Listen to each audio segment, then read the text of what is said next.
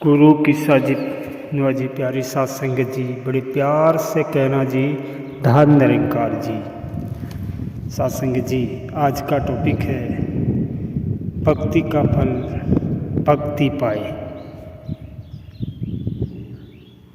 प्रभु को पाना भक्ति है और भक्तों के लिए ये पंक्ति भक्ति का उत्तम सूत्र है।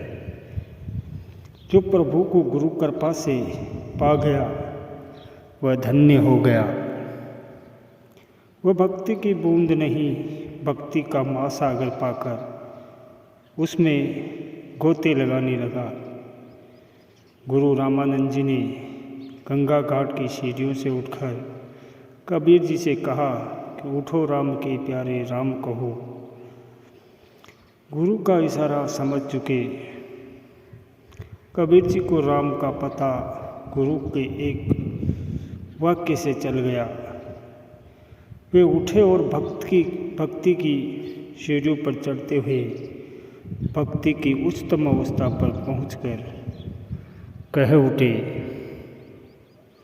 अब तो जाए चढ़े सिंहासन, मिल गयो सारंग पानी। कि वह ज्ञान का, भक्ति का, प्रेम का सिंहासन था जहाँ राम और कबीर एक हो गए। दोनों में कोई भेद न रहा। एक की भक्ति ही अनन्य भक्ति है और इसका सौंदर्य ऐसा है जहाँ दुई का भाव रहा ही नहीं, कोई भेद न रहा। एक की भक्ति ही अनन्य भक्ति है। अहम ब्रह्म ऋषि तत्वमसि, मैं ही ब्रह्म हूँ, जो तुम हो वही मैं हूँ जैसे शब्द फिर शास्त्र वाक्य नहीं रह जाते, बल्कि जीवन में समाहित होकर जीवन को ही बदल देते हैं। यही भक्त शिरोमणि हनुमान, मीरा, सबरी, ध्रुव, प्रहलाद, भाई कन्हैया के साथ हुआ और उन्हें अमृत दे गया।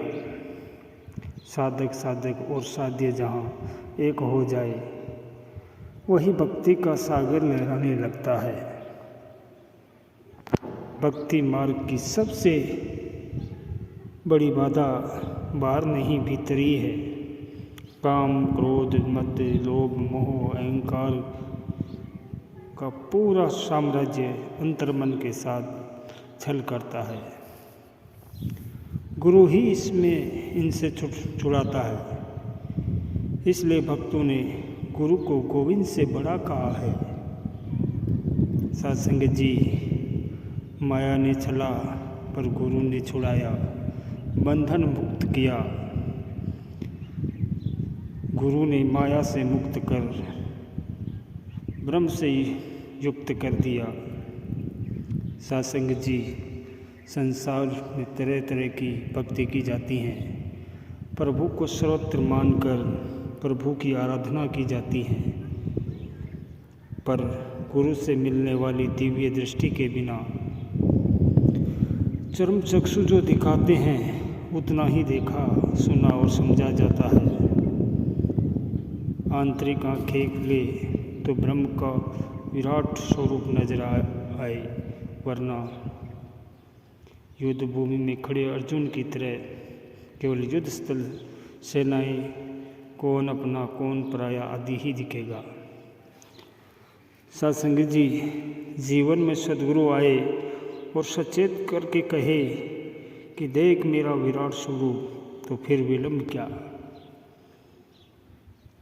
फिर तो एक ही बात है, क्योंकि ये कण कण वासी दूर नहीं, सारंग से भी निकट है। सत्संग जी, परमात्मा को पा लेने के बाद इसमें रम जाना, इसका हो जाना तथा समस्त जड़ चेतन जगत को प्रभुमय देखना ही भक्ति है।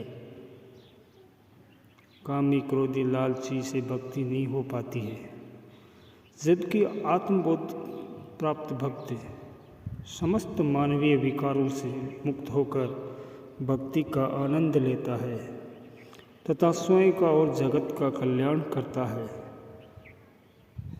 सत्संग जी, अभिमान शून्य होना ही भक्ति की अनिवार्य शर्त है।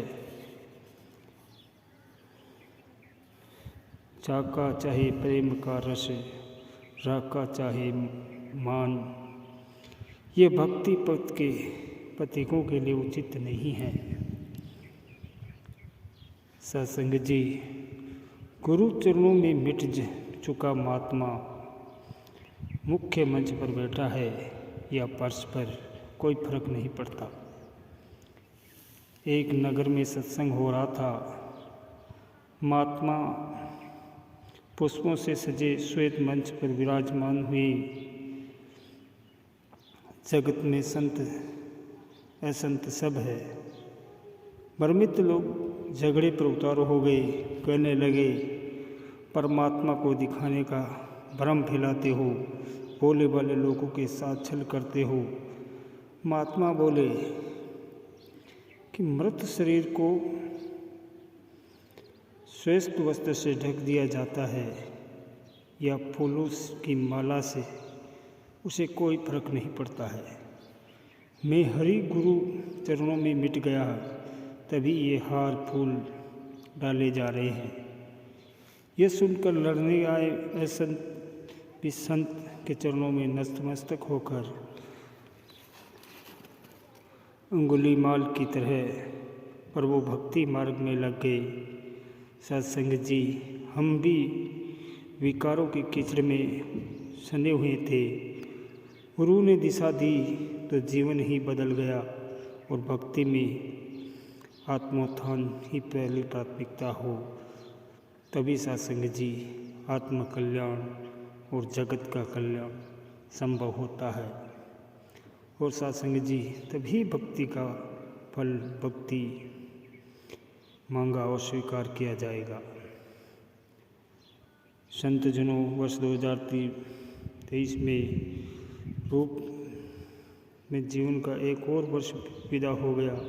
आइए हम वर्ष 2024 को परोपकारी भक्ति भाव से युक्त होकर स्वागत करें और ये वर्ष सबके लिए मंगलमय हो, सबके जीवन में सुखी हो, सबके लिए यही मंगल कामना है।